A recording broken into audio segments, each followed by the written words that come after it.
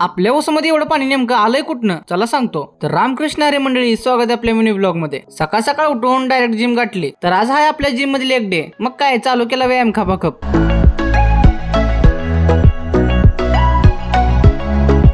त्यानंतर घेतलं बारबेल खांद्यावर, हाणलं खपाखप 15 2 सेट.